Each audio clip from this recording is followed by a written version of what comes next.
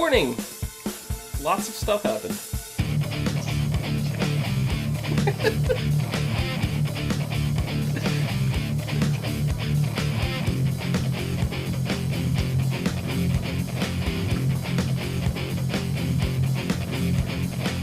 What's up, everyone, and welcome to the ASOTV podcast for the Once Upon a Time Rewind, Season 2, Episodes 2 and 3. We are both and Lady of the Lake. I'm your host, Dom. With me, we have a blank screen. We have Nikki, and we have Rachel. Mm-hmm. Oh, just kidding. It's Jake the dragon. I'm not a dragon. What are you? I'm an Agrabah viper. Oh. A viper. I was like Jake the snake. No wait, that's a wrestler. I know. I was like, that's wrong. Jake the snake. Wrong. Agrabah viper. I like it. It's good. It is. It's fantastic. I thought the head. I thought that was wings. No. Oh, I can see that. Yeah. Mm-hmm. That's why I thought dragon, but no, that looks awesome. I like it. I like it a lot.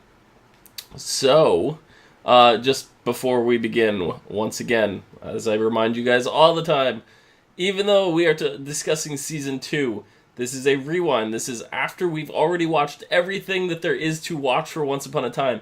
So if you are not caught up to the end of Season 6, turn away now, because we're probably going to spoil stuff. Anything is game to discuss here. We're going to compare characters and if they came back, and this...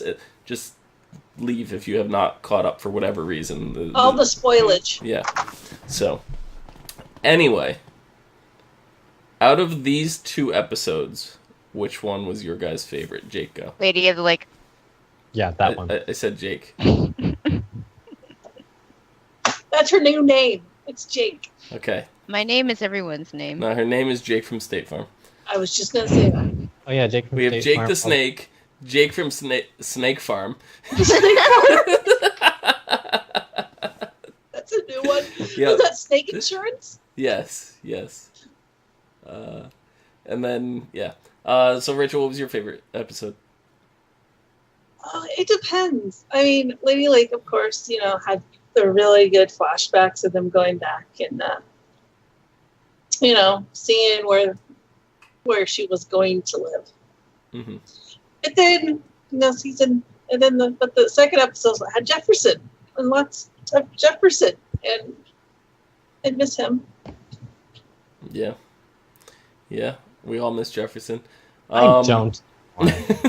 I realized after doing these rewinds that I don't like Jefferson. Really? I don't. He's such a complex. They didn't do right by him because he had so much weight on that they just were like, okay, you want to leave? All right, fine.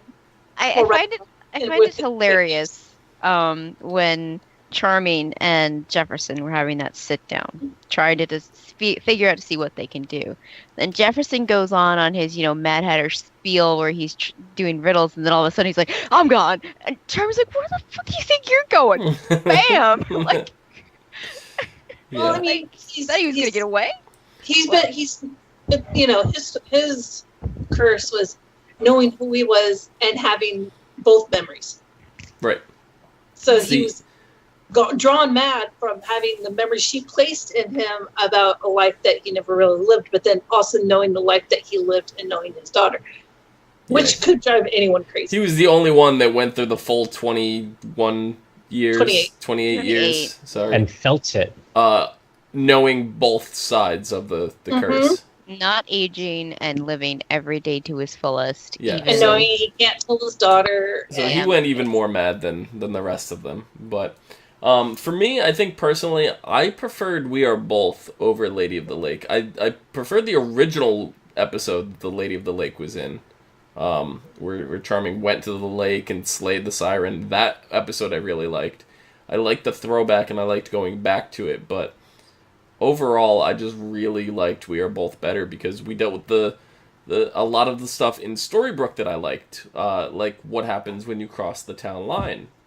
And then we're also learning that Gold's getting ready to go on a trip, and you see his reaction when he finds out that he can't get across the town line, and that was just How much leading of a up to baby the he whole. is. How much of a baby he is. Oh, everyone in town was being a big ass baby. Well, that's 100% true.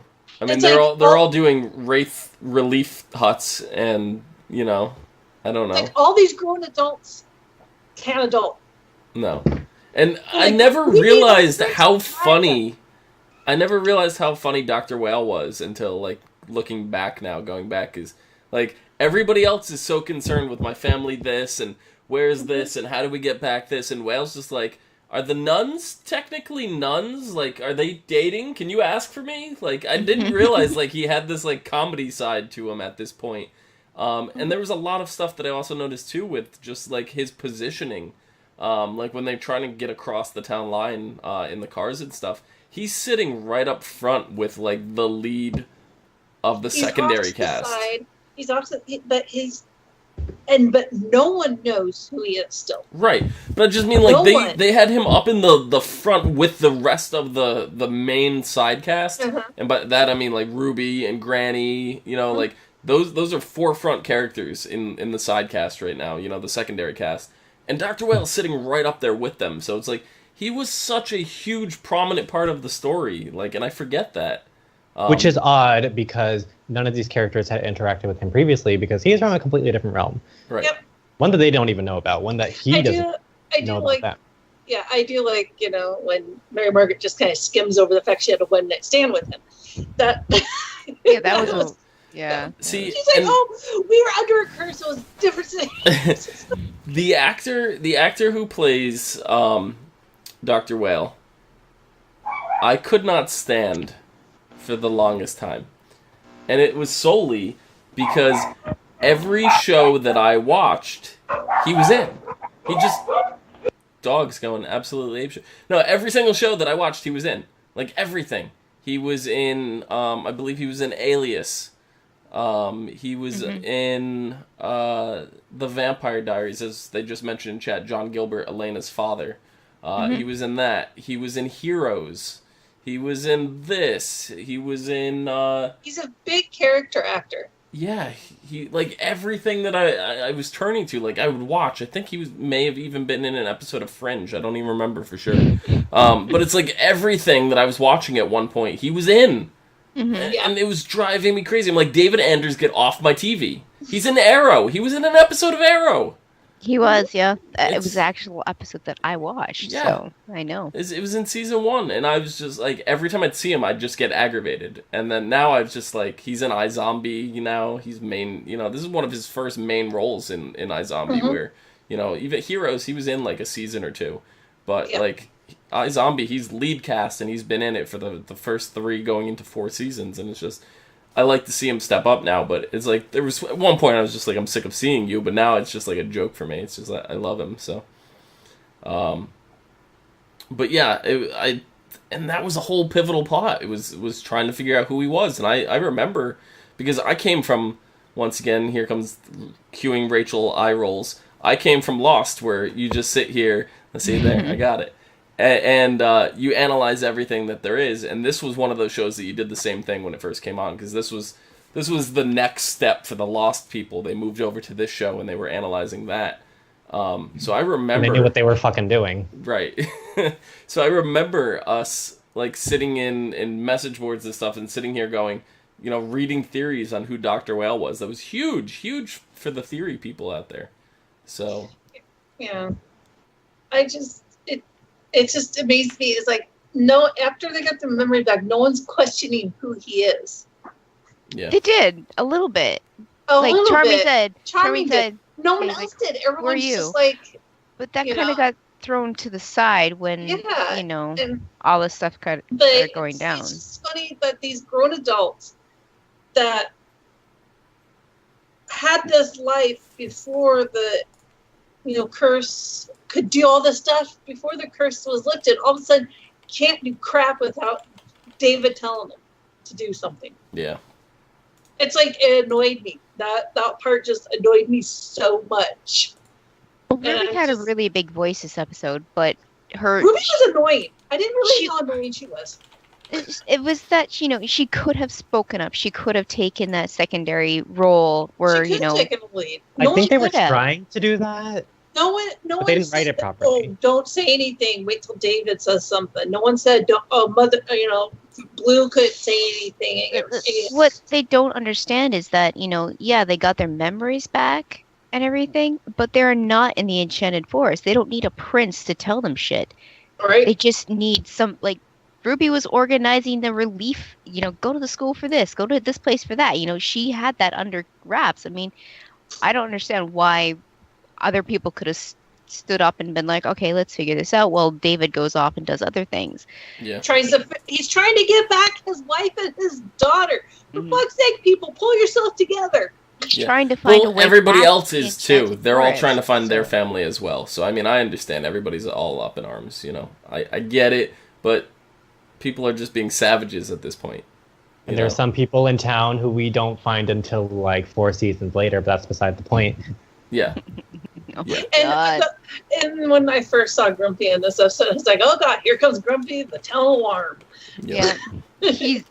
You might as well put him on a post and tell him to go wee woo, because that's all he does. He had one. He has a little bell in the He Enchanted riles Forest. everyone up. He's the spoon in the pot. He's like, Yeah.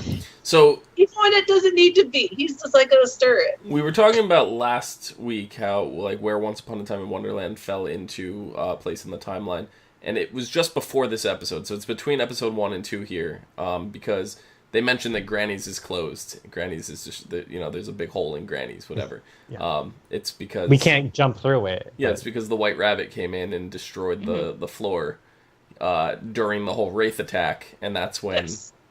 I can't think of his name. Got the Knave's heart. Knave. That's when the Knave, Knave yeah, jumped Knave. through.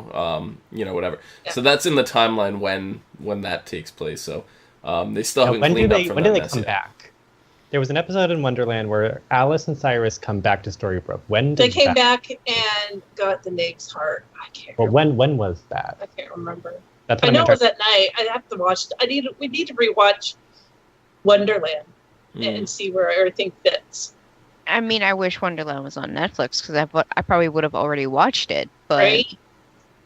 Yeah. As far as I know, Wonderland doesn't exist on any of the. It might be on iTunes, maybe, possibly. It's on iTunes. Yeah. mm, That's about the only place for it. But even Adam and Eddie admitted on the Comic-Con panel that they're recasting certain characters like Lady Tremaine and stuff like that. And even Alice, they went as far as to say Alice for the new the next season of and they admitted and they said, because no one watched Wonderland, I did. we all did, but in terms of ratings. Well, maybe he didn't put it in But a the way shitty they're spot. recasting makes sense too. It's not recasting as overwriting the characters like they did with Jafar, for example. They're recasting They in terms never of explained. it's another. Yeah, they never explained that, and I'm mad about that. But It's a different version. yeah, it's like we have our Cinderella, but guess what? There's an Italian Cinderella out there and a German Cinderella. Like all these different storybooks exist with Mhm. all these different versions It's of like the characters. it's like a layer of a cake or a sandwich. They're just kind of Yeah, running that's along each other. That's what they're gonna do with. Yeah, we got the Rob Zombie Season 7. version and the Quentin Tarantino version. Exactly. Be There great. you go. So yeah, we had the dwarves crossing the town line. We mentioned Sneezy drew the short straw, which for the record, in that scene, Dopey was wearing a Geronimo Jackson T-shirt. Lost. hmm You're welcome, Rachel. And so Sneezy drew the short straw. Was very skeptical about crossing the line. He's like, "What if we evaporate or disintegrate or something?" And Grumpy just threw him over. And then he starts screaming, like, "Are you okay?" Like, as he's convulsing. It's just like, you did this to him. You have no You right pushed to be him, upset jerk. now. It was Grumpy. Grumpy's an asshole. Yeah. I'm sorry, he is. He's an a-hole. He always has been. No, not always. Oh, not always. Yeah. the damn writers would bring back his girlfriend, maybe he'd be okay. Maybe chill out a little I bit. can't remember what she's That's working what it on is. right It's now. pent up male frustration. Yeah, male juices and whatever Yeah, else. it's Dwarves don't do that. They're born from eggs. They don't need that kind of shit you going don't on. know that. I love that they're born from eggs. Carla says, "Poor Sneezy." And she said, "Well, yeah, I always felt bad for him." But this isn't the end of Sneezy here, because even though their cursed self becomes their only self at this point, the end of the episode, the dwarves go mining for fairy dust to save Sneezy. So we're kind of left up there. We know eventually Sneezy comes back to being Sneezy, but Yeah, he'll just go back to his pharmacy. And then eventually they all leave. Because they're fed up with this shit at this point, like 6 seasons worth of it. Yep. Yep. We also get to see a little bit of August, aka Pinocchio. It's August too. He was. I keep forgetting about him, Yeah, honestly. he's And not in a bad way. I mean, like, I keep forgetting because, like, he's just used so little. Yeah. But when they do use him, it's great. exactly. Yes, definitely. He's sitting in bed. We see him blink, which means the curse broken. He can move. So we expect him to be there when Marco goes to find him, because Henry later tips him off. Marco goes back to the hotel room only to find the hat remaining. So. And the saddlebags are there, so obviously he's still there. Yeah. So, correct me if I'm wrong, is this when Pinocchio fled to the woods to live in that cabin? Because he was ashamed of being wood? It was a trailer that he just found in Yeah. the woods. Yeah. It was like an Airstream, yeah. Why would you leave an Airstream in the middle of the woods? Because those things are exploding.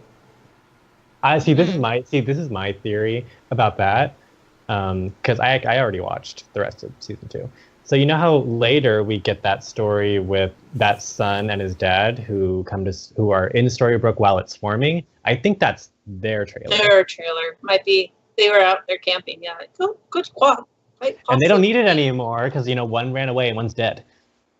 This is true. This is very true.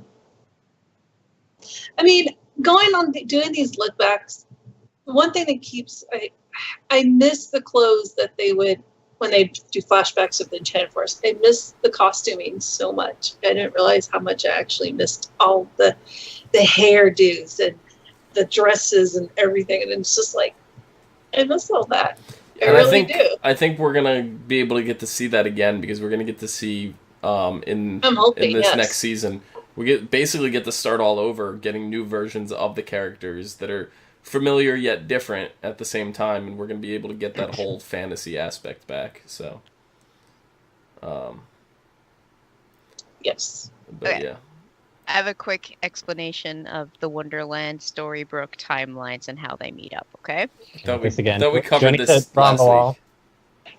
This is Storybrooke's timeline. This is Wonderland's. I think I've been It on that doesn't ride. make fucking sense no matter how you look at it. Yeah. So, No, it makes sense. It makes complete sense to me. no, yeah. Yeah, like you said in chat, Adam and Eddie have stated that Wonderland starts in season 2. Doesn't mean it doesn't jump all over the place, because Wonderland. is just, We don't know how we don't know how time works there. could be They never slower, explained it. faster, could be loopy-loopy, it could be Time works whatever. differently in Wonderland because Alice was gone for, like, let's say maybe an hour. Mhm. Come to find out, when she comes back, her dad thinks she's dead because it's been years. Mm-hmm. Yep. I don't know. In this episode, it seems like this is the episode where that little seed of redemption was planted in Regina. Like, this is where it was planted. 100%. Because you have well, first you had David asking about the hat to Regina, and she's very uncooperative. I forgot where I get it from. Yeah, she's whatever. still threatening the town. She says when she gets magic back, she's going to get Henry. She gets her spell book back from Rumple, etc., all this stuff. And then by the end of the episode, when David's rallying the town and all that, he goes back to get Henry, and he goes in charging with his sword and everything. And Regina's just like, no, Henry, you're going to pack up. You're going to go live with David. She hands him over like no problem. And then tells David that the Enchanted Forest still exists. And that was kind of her redemption to Yeah. a degree. That's the start of her redemption. That little seed was planted. I mean, she's realized, I think, thinking back, looking at the book, remembering how she got the book and who she was before she got the book, and kind of made her, how she didn't want to be like her mom. Her mom always tried to make her love her by magic and doing all these things, and she realized that she didn't want that. Right. She still did, but she doesn't know how to go about it, and she's going to be continuing to make mistakes until we're seeing that in the flashbacks, Yeah. We're seeing that in the flashbacks. You see Cora controlling Regina, and it's like everything that Regina's feeling here and everything that Regina did, it's like, do you not remember how that felt? And you're doing it all over again to Henry, but then at the same time, it's showing you how easy it is to fall in the same mistakes when you feel like you're doing the right thing. What you think you're doing, you may feel is the right thing at the right time, or at the time rather, but it's not, and I think that this is the moment when Regina saw that, and a lot of it had to do too when she went to get her book from Rumpel, and Rumpel turns and goes, you remind me of her. I mean, he's like, I told you you didn't, but now I can see it. Yeah. Mm-hmm. Which was just like taking that knife and just right in the back, right in the heart and everything. Because, she never wanted to be like her mom. And she totally ended up. Thing that said when she got the book back, because she's having trouble with magic. And then he says, well, this book is basically a shortcut for it. And she says, I don't care if they turn me green. That's interesting. Why would you say that? I don't know. Is that a foreshadow that that they kind of knew at this point that they were gonna have Zelena be Regina's knew that sister? I was going to be green today. That's what they were referring to. No, but did they know that Regina and Zelena were gonna be sisters? Did they know that back then? I don't know for sure. I don't I think hope so. No. I don't think they might have been toying with it. Or we might be giving the writers too much credit. We might be. No, it's completely possible. Maybe they went back and watched this episode and were like, But actually, aha. there were hints dropped. I think is it this season? I don't know. I think it's this season where they make reference to magical slippers. So I think they were setting up Oz pretty early on. Yeah. Okay. Well, because Oz did come next season? Yes. Second half, right? Second half of next season, yeah. So I think they were gearing up toward it. Because they were hinting at literally everything except for Neverland. Well, we got Hook. Well, yes. We knew Neverland existed. Right, but I just mean, like, in terms of foreshadowing the next season, they literally hinted at everything but Neverland. So you had no clue, like, at the end of this season going in that Neverland was coming. So. Yeah, I feel like this episode, the relationships between Henry and David were like almost instantaneous kind of thing, and still Emma is still like pushing everyone away, kind of thing. It's like the two they're similar at the same time, they're mother and son, but they are accepting in two different ways. Does that make sense? Yeah. It's like he's like automatically calls him Gramps, and he's like all about the grandpa life. And, David's all about, yeah, okay, I'll be your grandpa, and Merrimack's like, I'm my grandpa. She's freaking out. And Emma is like, oh crap. Oh, what the hell just happened? I have a family all of a sudden. Oh, this is fucking scaring me. Yeah. And they're possibly younger than me, kind of. Yeah. Yeah, it's completely. And I go back to that in a second, but the very end of this episode, we got to see, Emma and Snell getting taken as prisoners to Milan and Aurora's village. They get sent to the pit, and that's when they find out that Cora's down there. Ooh. So that's the end of this episode, how we end this. And then in the next episode, which is Lady of the Lake,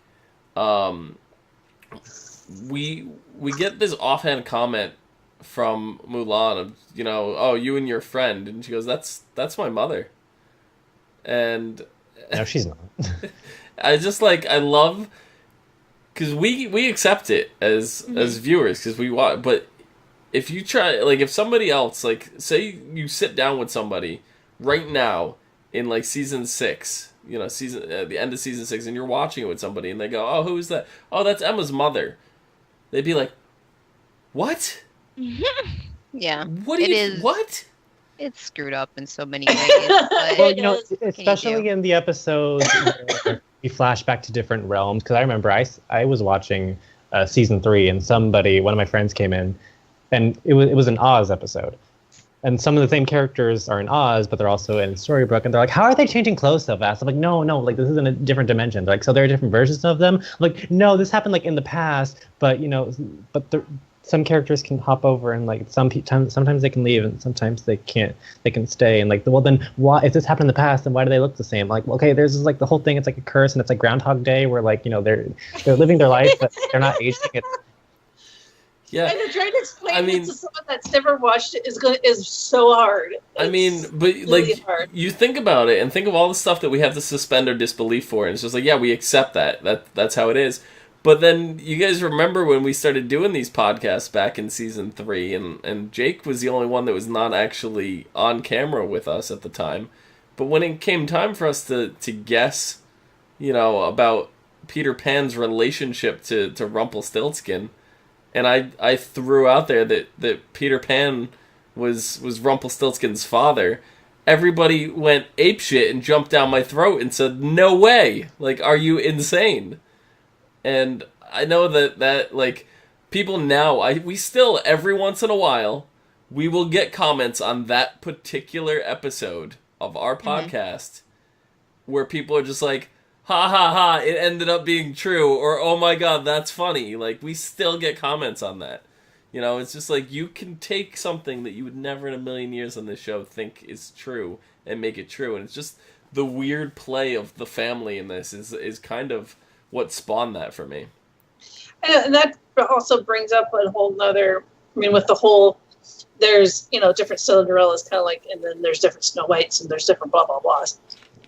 And we all wanted Anastasia from Wonderland to be Cinderella's stepsister, because she had, well, what if she was, but just in a different time? She's her actual sister, Cinderella. Biological sister. It's confirmed. It's not, but I confirmed it, so that makes it true. You know what I mean?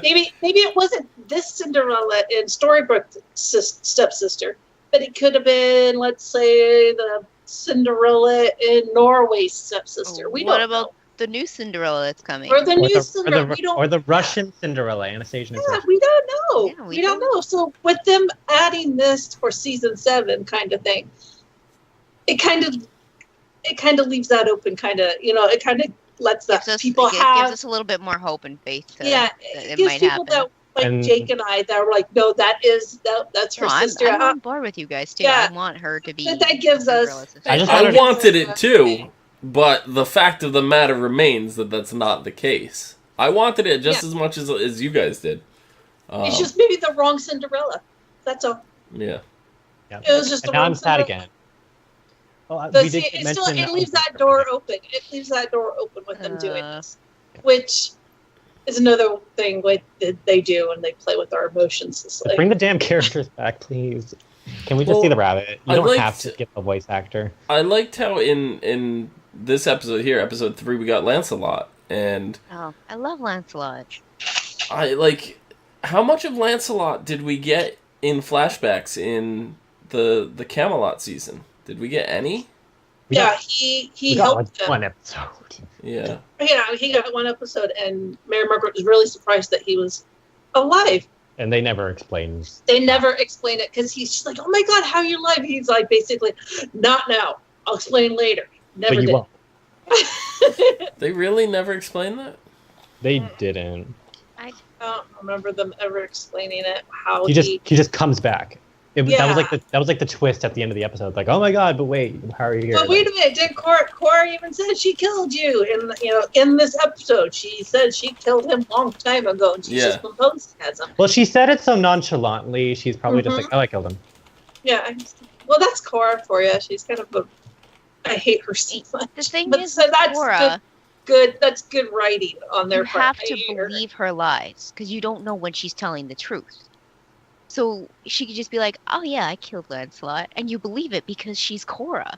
When the fact is, maybe she didn't even touch him. I mean, she obviously had his heart this episode. Yeah. Yeah, so we go from this episode here, Lady of the Lake, where it says that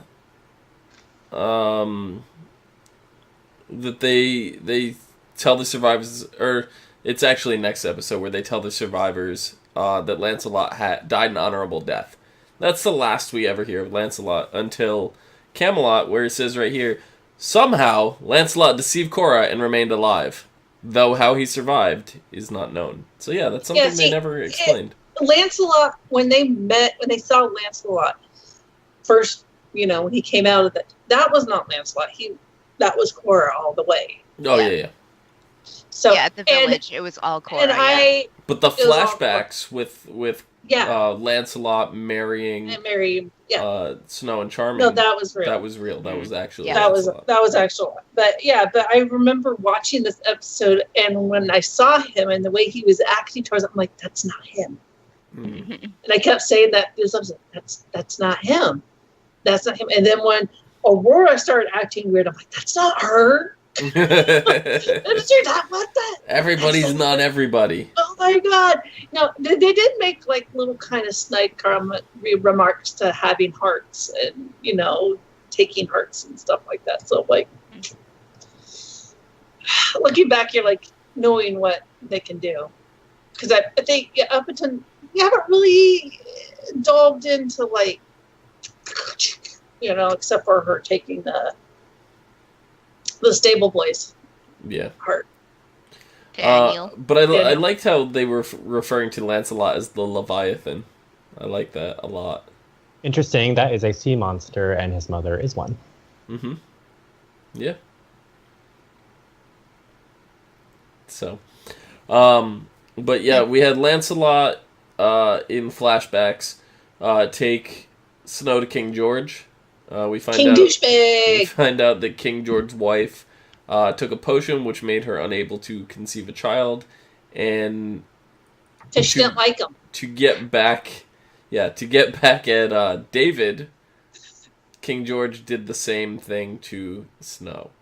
Okay, King George, let's just have a moment here. You are a dick. Mm-hmm. Your wife was collateral damage because you are a dick. You have no right to be mad at anybody. The actor it's all your fault. That plays King George is another carryover cast member from Lost. He was just as much, if not more so, a dick on Lost than on this show. So the transition of a Lost viewer to a Once Upon a Time viewer still carried over that instant hatred for him. Even in season 6, after all this time, and he's still an asshole to David. He's still that dick. He was. I mean, when you saw it at the very end, in the sane asylum, and oh my god, he was such an asshole then too. Go from Charles Widmore to King George, and it's almost like he's playing the same character. King George, you don't make sense. I mean, you don't have any power in Storybrooke. You're living there. You're trying to live a life. You think you could loosen up a little bit, Maybe have a feeling or two. He's pissed off, that David didn't marry Midas's daughter, because we did find out. Because at one time, I know we were like, "Whatever happened to Midas's daughter's fiance or boyfriend that was all solid gold?" We found out this one. They told you. I'm like, "Oh, dude," without really telling you. Yeah. They told you. And I'm like, okay, now we know what happened. Because I remember we were like, did they ever say what happened to him? Then they did. They actually did. He went back to being human, and she went back to him. Mm-hmm. Which, good on her. Yep. I wish we would have saw the two of them together in the present day. You know what I mean? Yeah. Yeah. We did find out here, though, that Lancelot ended up with with King George, because of a woman, which I believe we later find out was... Maid Marian. Maid Marian? No, not sorry. What's her face? Guinevere? Guinevere, yeah. There you go, Yeah. sorry. I don't know, it's like medieval thing. That's where my mind was going. But yeah, Guinevere, King Arthur. Yeah, we later find that out, I believe, in the Camelot season, right? Mm-hmm. Yes, we do. Yeah. Mm-hmm. So I love that it was before she went all hypnotized. I love that it was set up like this far back and it paid off. Like that's one of the few times. What are you talking about? No, because we do find out here. Like we were left a little bit of information that never got resolved, and like 3 seasons later, we find the answer to it. You know, it had a payoff. Yeah, we did, but I think Dark Swan was one of the weaker. Oh, of course it was. Bits of Once Upon a Time ever. Like they of course it was. 100%. They hyped it up so much. They're like, oh well, this is gonna happen. You get really excited. Like Once Upon a Time, this is a lot. Crusty white glitter hair. Oh my god. Oh yeah, the dry that shampoo that expired. No, Like I'm just saying. It's not often on this show, especially, that you set something up early on like this and still end up getting information seasons and seasons later. You know, one of the other times that they did this was the first time Robin Hood was introduced, and we had the different actor Robin Hood, and then they recast him in season 3. I believe season 2, right? We're going to see that Robin Hood episode in here with the old Robin. And then I think it's season 3. Because it's Sean Maguire in season 3 helping Neil. So yeah, we're going to see that episode here. And then in, what was it, season 5? I think it was the same season of Camelot, season 5. They explained, you know, how Robin changed forms, like actors, whatever. They explained it in the show. So, yes. I have a question. Legends of Tomorrow did a Camelot episode, correct? Yes. They accomplished more in that episode than they did the whole Once Upon a Time Camelot arc. That stupid ass Doctor Who episode did more than Once Upon a Time. They hyped it up and it fell flat. There was so much they could have done, and making King Arthur kind of the villain, which is a neat idea. Would have been really, really good, but he was lame. He was a lame villain. They didn't go all the way. It's like they were going right to the edge, but they're like, and they got break. I changed my mind. I'm going back. And it's like, no, just jump. Just take that leap. Just take the leap of faith that you're dead. Yeah, just like Cruella. Just right. Take the leap of faith that, your fan base and the watchers are going to follow you. They're going to follow you and carry you through that, because that's what everyone wanted. Yeah. Mm-hmm.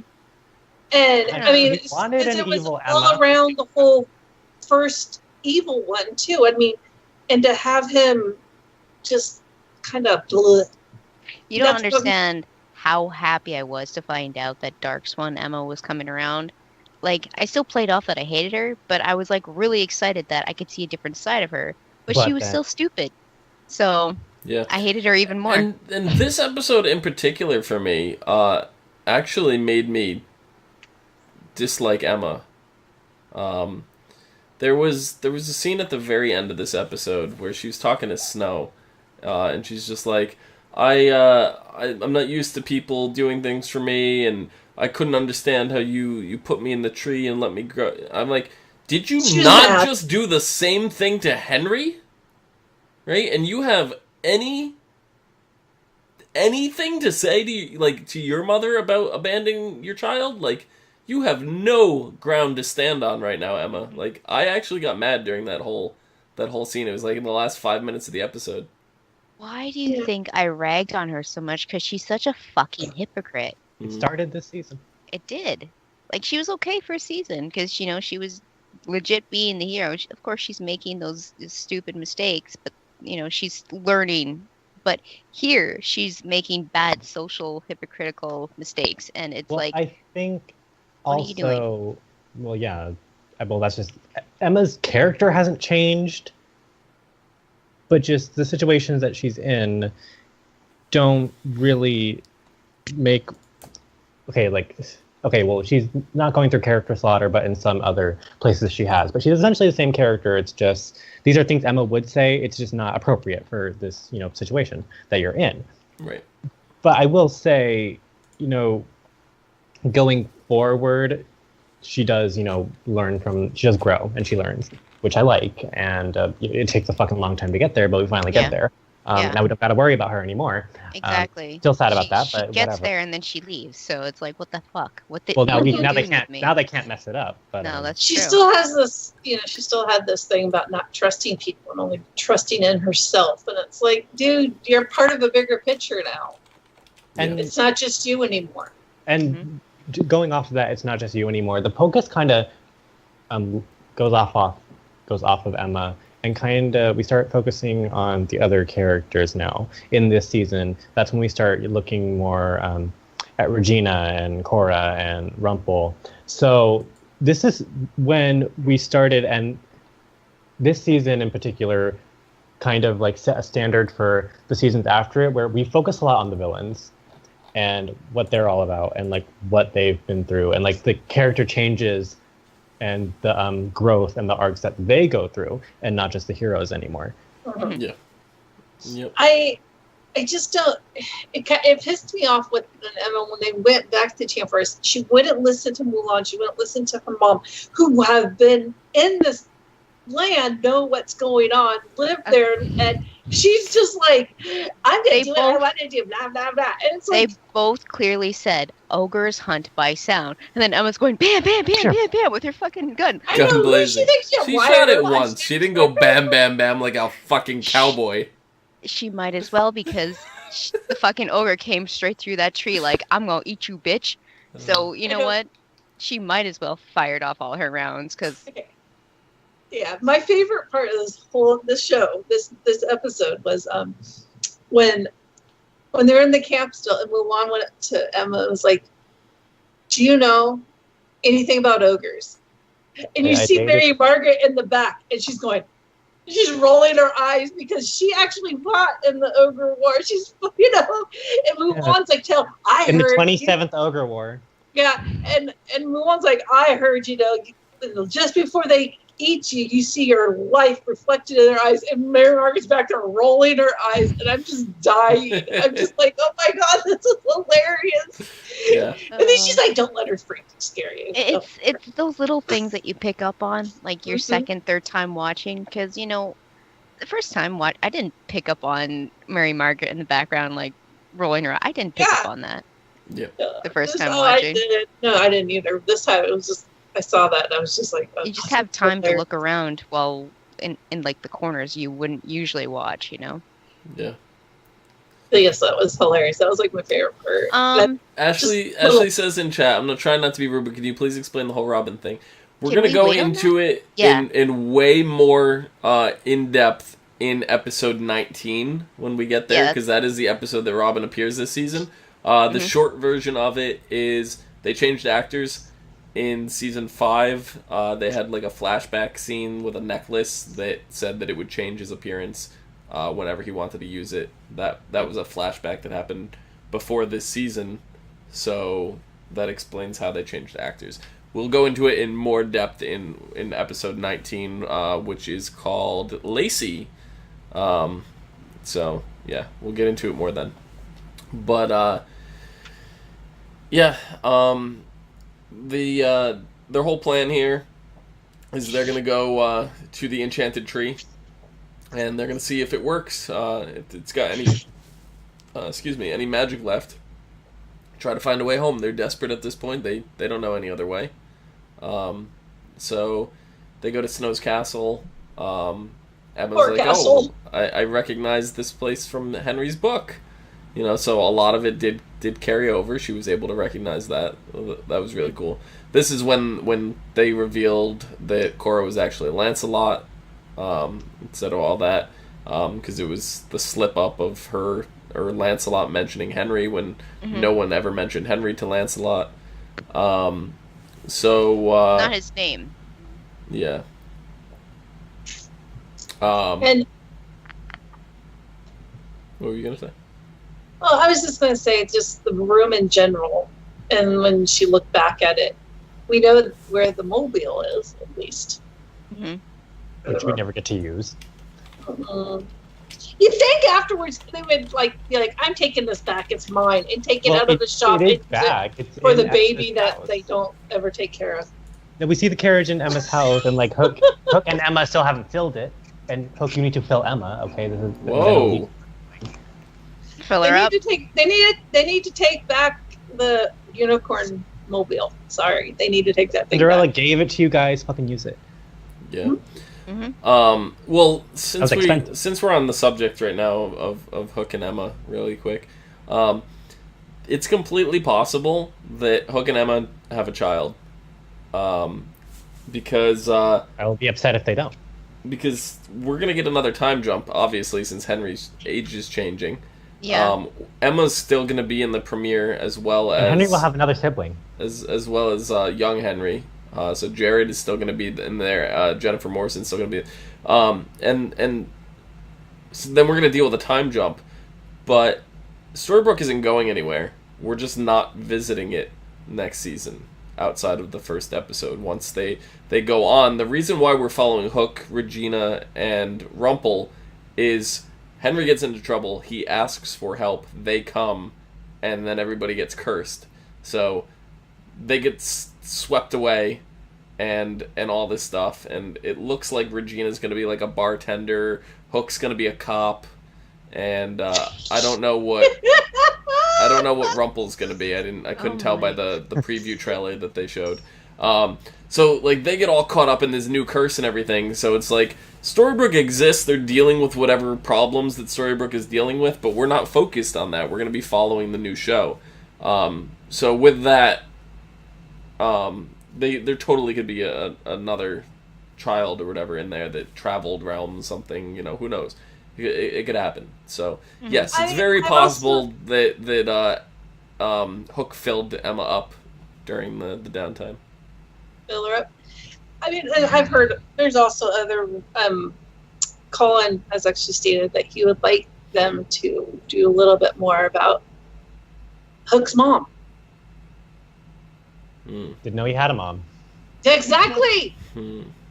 They want so he's. I mean, if you follow him on Twitter, he has hinted about stuff like that. So I'm wondering if that would be amazing if they did. Yeah, it was something that was brought up at the Comic-Con panel as well. If you guys have not watched the Comic-Con panel, just Google Once Upon a Time Comic-Con 2017 and you can watch it. It's about a half-hour panel, and they take questions and stuff from the audience. It's actually really interesting. So, but yeah, in the midst of this battle with Cora now, Emma sets the wardrobe on fire. She does it to protect Henry, and I get it, but it's still really stupid. Just set Cora on fire instead. She uses fire, though. Yeah. Doesn't mean she has immunity. I mean, you could probably put those shackles on her and burn her at a stake, and she'd burn. So They should just do the magical whooshy whoosh, what they do in the show. Whoosh, whoosh. not if she's wearing When those I found- anti-magic shackles. Okay, what I found funny was she went through the looking glass in that teal dress. She spent all that time in Wonderland being the Queen of Hearts. Came back I want to know only how to be that. wearing that same fucking dress. That's true. What the hell? Cora, you dumb. Well, maybe it's. It's her traveling dress, apparently. It's her going through mirror dresses. I mean, what's... Maybe she it's didn't the do same laundry exact that dress. day. Maybe it's like don't step on a crack or you fall on mother's back kind of thing, where it's like, okay, I have to travel in this dress, otherwise I'll break something or something's gonna fuck up. You didn't know Superstitious. Yeah, superstitious. Well, also because She got Cora- Cora the looking glass in that dress. How well lucky can it be? Cora is using magic to transport around and stuff like that. I think she went. You're talking about when she was in the pit talking to? No. No, later on. No, when she transformed out of being Lancelot, she was wearing the same dress she got pushed through the looking glass in. Right. Well, she was out of a different outfit when she was in the pit. She wasn't in that same outfit, so... Well, we don't know. She had a shawl wrapped around her, so they didn't show the dress. Yeah, well, she can just magically change costumes like Regina can, so... She intentionally changed into that dress, we just don't know why. We'll have to ask her. I wish I could do that. Seriously, that is like one thing I'd want to do. Just go like this, and then I'm all dressed and gussied up and everything. And be like, all right, I'm ready to go. I would not use it for practical purposes. On her daughter's wedding day. I would not use that power for practical purposes. I would just sit it on a loop, and my clothes would keep changing constantly. And it would just be like I'm walking through a party like a strobe light, except instead of flashing lights, it's just clothes keep changing. No, you do a Sailor Moon montage every time. Yes, every time. Every you time. Get naked first, and then your clothes magically. No, she's not naked. Nope, that I'm not doing. Well, in the original Japanese anime Sailor Moon, there is nakedness, so I'm just going off of that. Yeah. There is nakedness. It's a nude illusion. So, I have a question that I'm going to direct directly at Jacob. Henry and David start, talking about their plans to get Snow and Charming back, or Snow and Emma back. So this is when Henry creates Operation Scorpion, which is a stupid ass title. What do you think of that, Jake? He just said it was supposed to be Viper. Well, David said it should have been Viper later on because he's like, when Henry names it, he's like, I was thinking Viper, but then I thought Scorpion. So well, David wasn't even into the naming the mission at all. Nobody is. No one is. No one ever is. But like in the vault when Henry goes to open up that chest in Regina's and the Agrabah Viper pops out and David slams it shut and is like, well, maybe you should have called it Viper. I mean, I don't know. I don't know what the question was really. I just wanted to know his opinion on Operation Scorpion. Jake has said many times how he cannot stand the names of all these operations. So that's why I threw that question at him. Okay. So. Please stop naming stuff. Yeah. No, you need to name it something cool and meaningful. Okay, so like for example, for the Black Swan storyline, how that they named it Operation Cobra Part 2, and that was terrible. You should have named it Operation Broken Eagle. Just stop. Just stay away from like serpents and bugs. They're cooler animals. Yeah. And for redeeming Zelina, that would be Operation Fallen Angel. Yeah, I can see that. But Henry's trying to help Jefferson here get back with his daughter. He sneaks into Regina's office, plans to go to lunch with her. So she'll leave, he can sneak in, get keys, then he makes his way to the vault. David has to go after him. Well, this is Jefferson the first time. was the only one that knew what the fuck was going on when everyone else didn't. So yeah, this is the first time we see Regina's vault after the curse is broken. Oh my god, the heartbeats! It was just creepy as fuck. David's all just like, we gotta make sure nobody else knows about this place. Yeah, everyone needs to know about this place. Not everyone knows about it. Yeah. So y'all, your heart's the new hangout place.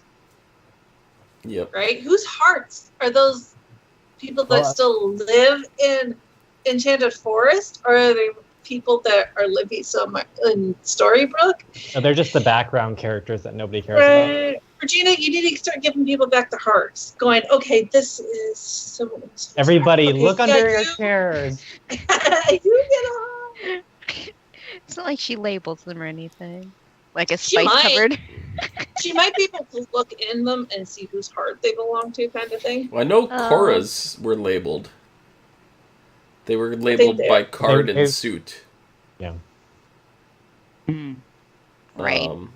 But I don't know. I don't think Regina has any kind of system. We don't know. you know? I don't. Yeah, because Cora was using them kind of like her soldiers, her army, right? Well, here's So, what you and- do. You grab the Re- heart and say, "Come to me," and then that person will come. You're like, "Okay, it's you. Here you go." Right? And she just put up a sign. If I have taken your heart, please meet at the city center at this time. And she'll just be like, come. She's forward just and- starting her route to redemption. Here's your cart and an apple crumpet. Just like, Have a good day. yeah. Bye. God. How did she get like Southern or whatever? I don't even know. Well, What like are we doing? making apple like turnovers is like a very southern thing. It's Yes. That's true. Mm. I said crumpet though. apple. That's apple that's anything. English. And then Jefferson ends up going to see his daughter anyway. They get reunited. Finally, he's reunited with Grace. Yep. This See, is still not the last time we see Jefferson, though, right? No, it's not. But like, what I don't understand is like when Henry first approached Jefferson, Jefferson was looking at a flyer saying, "Have you seen my daddy?" or however it was Papa. worded. Yeah, Papa. And he was like fighting with himself. It's like, what if she doesn't want to see me? What, dude? You had the flyer in your hand. How can you not? How can you be like that? Like, she wants to see you. She wants to find you. You're holding. You're Well, like, he's has the two going, and he's I kind of nuts. understand. Like, he's not supposed to see her, but at the same time, she's looking for him now that the curse is broken. He's conflicted, but like, he had a big piece of evidence that she wanted to see him Yeah. right there in his hands. But he's still nervous because he was, thinking about when the last time they saw that he left her. He abandoned her, yeah. Yeah, well, he didn't because Regina decided to lock him in Neverland and Wonderland without him knowing. So, Yep. that's kind of fucked up. We don't happen there. He did know about the rules of Wonderland. And so did she. Yes. He's lived there before. Yeah. And that's why she didn't tell him why she was going there. Mm-hmm. And I like to. They mentioned, we are alluded to Wonderland in the first of these two episodes with the Looking Glass, and Rumpel calls it an annoying little world. Like, what do people have against Wonderland? Rumpel hates it. Matt Hatter hates it. Why do you hate Wonderland? What's wrong with it, guys? I think it's because Wonderland is amazing, and the world building on that weird. show was so amazing. I miss it so much. I don't know. I kind of find it too vibrant for me, so that would be annoying. Everything is just pop and color, and I'm like, dude, you gotta tone it down a little bit. Yeah. Take the green screen down. Even the cupcake that Regina materializes for Henry looked like something out of Wonderland. It looked disgusting, just to be honest. No, I was like, give me that cupcake. Give me, because right now it's craving sweets. But Yeah. that's a whole other story. Carlos says in chat, no, Jefferson never returns after this episode. He is correct. Lady of the Lake is Jefferson's last episode. Oh, they reference him being around Yeah. and then leaving. So Yeah. he doesn't come back as the actor doesn't come back, obviously for obvious reasons. But the character himself is still in Storybrooke. He didn't leave to do For a while. He didn't leave to do Captain America, I think, until after this season. Mhm. No, I know he was still, but things were going down to get him into Captain America. I bet you he was going through wardrobe fittings, working out. Yeah. Working out. out. Now, he was pumping some iron Oh yeah, because he was preparing. he's like triple the size he was. And muscle-wise, yeah, just Yes. And he was growing his hair out too. that's true. So he was prepping for it. But they did mention, like, when you were able to cross the town line finally and leave, I kind of mentioned that he took his daughter and left and to start a new life. And like, Yep. you're the smartest characters in this series because No I'm shit. trying to understand why these people stay. I would love to see, like, what their life is now. I would like to see just maybe one off episode or something about, what they are doing now. I would love that. Yeah. I mean, Yeah. if we could get we could get him back for that one episode. Oh, see, Captain America First Avenger came out in 2011. Mm-hmm. And this particular episode here was October of 2012 is when this episode came out. So this was actually after he was in Captain America. Well, Bucky wasn't really a big player Right. in the MCU at the time. It was all wardrobe for Bucky that time in that movie. Yeah, and when this episode was taped was probably months before it was actually came to your eyeballs. Well, Yeah, they usually so film good. about 3 months in advance. So June, July would have been when they were filming this. Which Captain America came out July of so he was probably filming this right around the time that Captain America hit theaters. So he was completely done filming Captain America at that point. So, yeah. And that's probably when he knew that he was getting picked up to go do some more Captain America and he needed to pump some iron. Yeah, because he clearly had to make a choice because the actor who plays David was in the original Thor movie as well, and his role got recast because he chose to finish out this show. I'm wondering at this point now if he's kicking himself since they were basically kicked off the show for, season 7. The character he played in Captain America is not significant at all. It wasn't Captain America. It was Thor. Yeah, but do you honestly remember that character? Do you know what his name is? I don't remember his name because I don't remember the names of any characters. Exactly. I don't even remember the first. Do you remember David's name? No. I do like the Thor series, though. Like I do, in comparison to a lot of the other Marvel movies out there, Thor is up there for me. Really? Yeah, I like Thor. She likes Thor. For obvious reasons, but he's kind of an idiot. He's nice. Okay. There's a difference. I like the first two Thor movies. I like them a lot. I don't think they were better than Iron Man's, the first Iron Man. First and second Iron Man, actually. I'm the looking third one forward was terrible. Ragnarok. Or was it the second one that was terrible? I don't remember. Whatever one had the Manchurian, whatever. That thing. That was terrible. Anyway, that was the worst Iron Man. But anyway, so this is the last we see of Jefferson. And I remember at this point now, I was always hoping we were going to get more of him, and more and more and more and more and more. And then next season is when Wonderland came out, and I was like, oh, I can't wait. We're going to finally get more Mad Hatter, because him and his daughter left. They went back home. They went to, they went to Wonderland, and, that's when this started airing. And then they were like, nope, due to Sebastian Stan's commitments with Marvel, we don't have the schedule to work him in, and we're not going to recast him. So they just went with the whole route of Mad Hatter left and never came back. So that leads us to where the hell did he go with his daughter, original home was in Enchanted Forest. Well, maybe his original home was in Wonderland, and he moved to the Enchanted Forest, and that's where he had his daughter. Oh, we don't know, because they didn't do a backstory on him. Even though it would have been an amazing backstory to do, and they set up this character to be this I feel like amazingly flawed character, and they did, and he went to Marvel. I feel like he started in the Enchanted Forest, and then when he left Grace is when he went to Wonderland. Yep. Well, he's been there before. Yeah, that's kind of how it goes there. in my. That was his job, right? Like, his job was to go places and collect things. Right? I mean, before the curse, he's a portal jumper. He says he's a portal jumper, and the rabbit's also a portal jumper. So I'm guessing this is a job that people have, for whatever reason.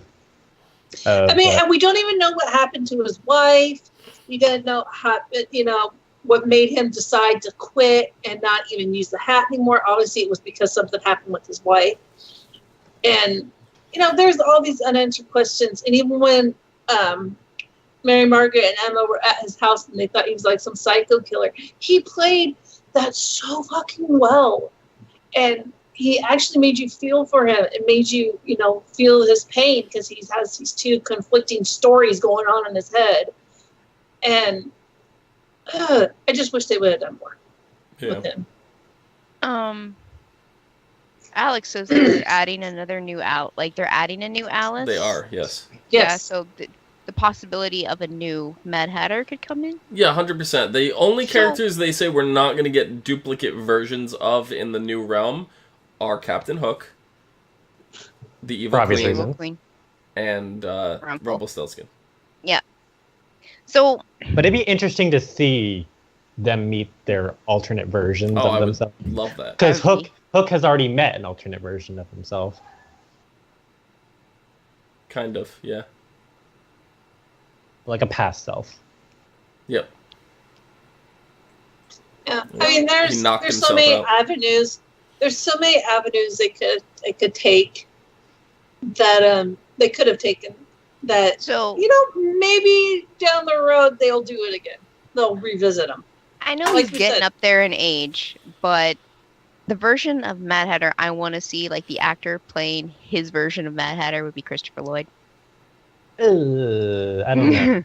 He's like I think he could play crazy good. Jeff Goldblum. No, that's stupid. No. That's really stupid. Only because Nikki hates him. My No, favorite It's one. just because he's a terrible actor. My favorite He one. is not a when- terrible actor. He's terrible. When He's not. Martin Short. Yes, Martin Short played him. Hmm. Nikki, how would you know if he's a terrible That actor or one was not? Because funny. every time he comes on the screen, you turn it off. That's not true. That he played a really good Mad Hatter because he's a physical a comic and actor. So Why hasn't Jim Carrey played the Mad Hatter?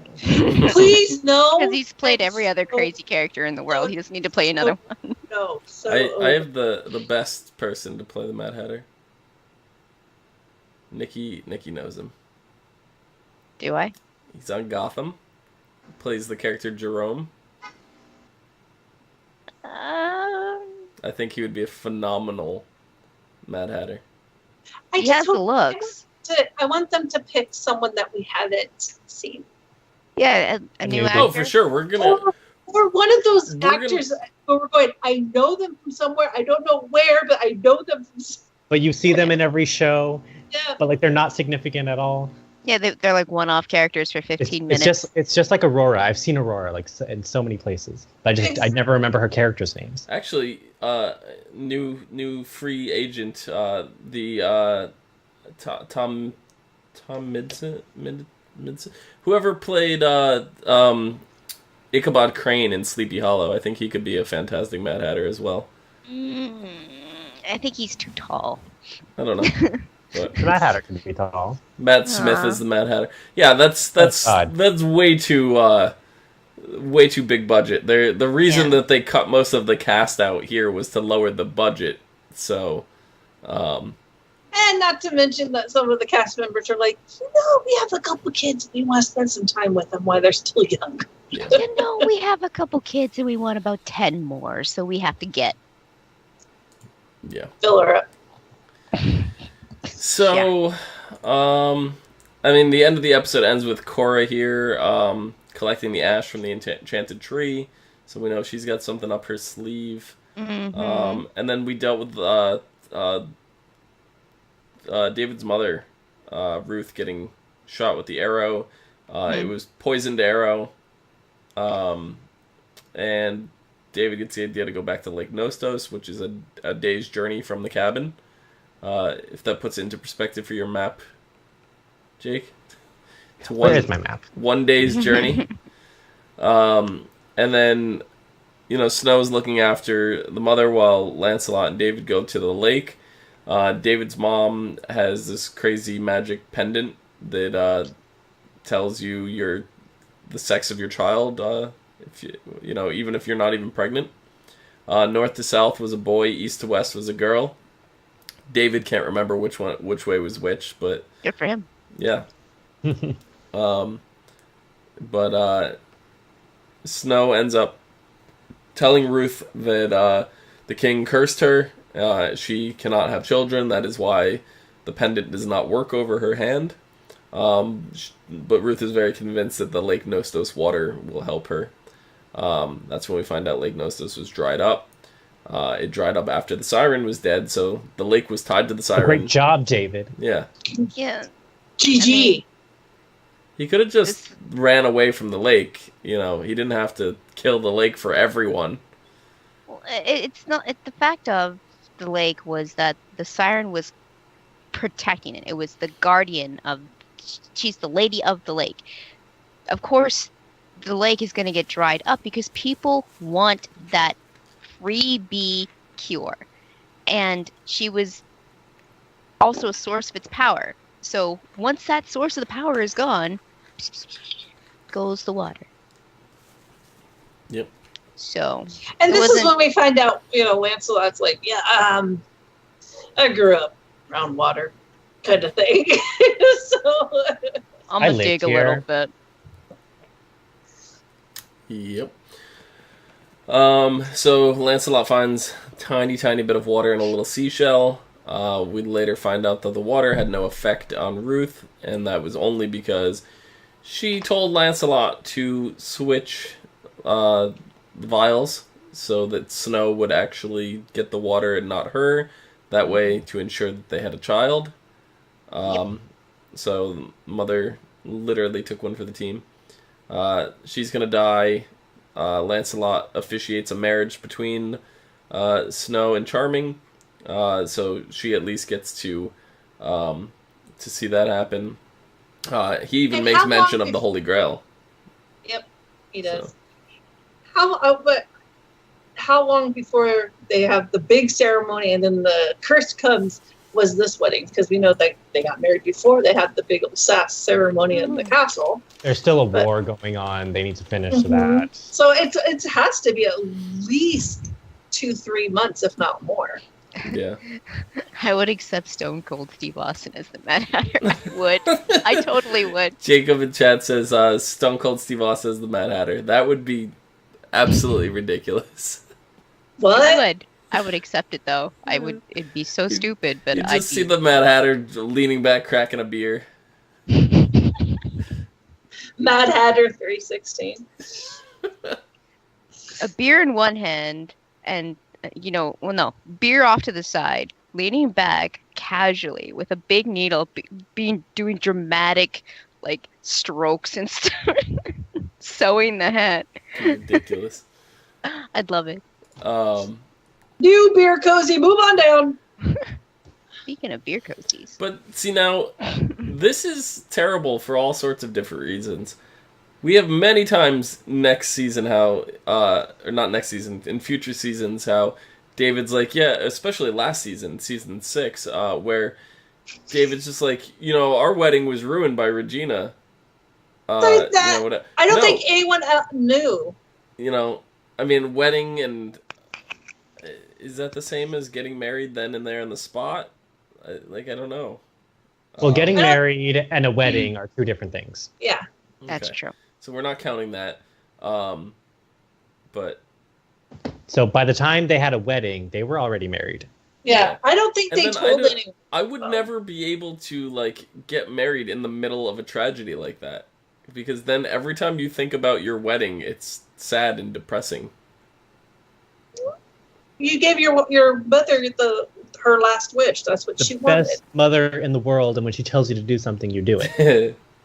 Yeah. This is I'm telling you, name another mother who is better than this one in this series. I have no in this series, never mind. I was gonna say something else, but Ruth should have lived. And came over. My choice of best mother in any series would have been Roseanne Connor, but that's me. She was a fantastic mother. Or Linda from Bob's Burgers. Oh God, Linda. But Linda Litton. Yeah. Love Linda. I think that's about it for these 2 episodes. Next episodes are 2 of my favorite episodes of all time. The Crocodile. Right? That's episode 4. Guess what I'm going to do next episode. This is where we meet Mila. And that bitch. Yeah. And then the episode following that is called The Doctor. That's when we get Frankenstein backstory, right? Mm-hmm. Yeah, that's a good episode. And that's all we ever get. That's all we need. We do get another episode with him and Ruby, With and it's him. really nice. Yeah. Yeah. Back when these characters mattered. 2 of my favorite episodes in this season. So. I don't know. I think I was looking back at Ruby and with rose-colored glasses because I find her incredibly annoying, and I want to like kick her out into the doghouse. Well, Literally. I want to say one of my top 5 favorite episodes this season, and it's her episode. Mm-hmm. Well, I love the flashback episode of her and Peter and the Wolf. I love that episode. That episode I absolutely adored. I'm referring to the episode where we meet her mom. Oh God. I might have skipped that in my mind. I don't know. Ruby had potential, but they made her into this whiny little bitch when she really, really shouldn't be. They do that a lot, I've noticed. They take these strong characters that should be strong characters, and they turn them into little wusses. Mm-hmm. Well, that episode, she gets better. Yeah, but they also do the opposite, is they take little wusses and make them into huge, strong characters. Yeah, when are you going to do that? Except for Hopper. Did you see her eyes when I said that? Oh God. Oh, Archie was trying to like counsel Regina this episode. He's like, I just wanted to let's just talk about her feelings, and she's like, "Bitch, get the fuck out of my driveway." Listen here, the whole conscious thing.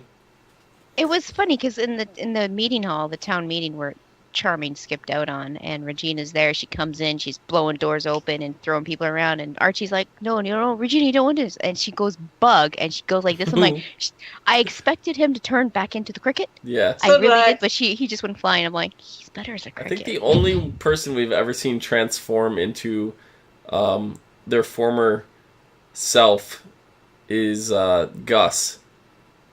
Gus. Didn't Gus get transformed into a mouse? Oh, no, he got ripped in half as a human. Oh, it was Shmi that got turned into a rat. That's what it was. Yeah. But he wasn't a rat before. Yeah, no, I know. Yeah. Okay. I was thinking Gus got turned in, and then he got turned back, and then he died, but I guess I'm wrong. But yeah. Can't wait. That's supposed to be this season too, right? Yeah. So, I think that about wraps this up. Jake, where can people find you? You can find me and all of my giggles and gore and monsters and mayhem here on YouTube at Jacob Salazar, or you can find me on Twitter tweeting me throughout the week, throughout the life at Nowhereland. That is TONOWHERELEND. Join the Nowhereland Society. Mm-hmm. Awesome. Nikki, where can people find you? On Twitter, just tweeting things at LadyVenom24, LadyVenom24. Rachel, where can people find you? You can find me at Twitter at VikingWitch76, where I tweet with gifts, because that's what my life has turned into now. Replying with gifts. You can find me down below at Phenomenon, PHENOMEDOM.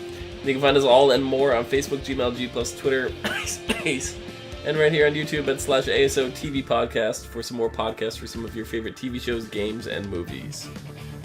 Until next week, see you guys later. Ruth, best mom worldwide.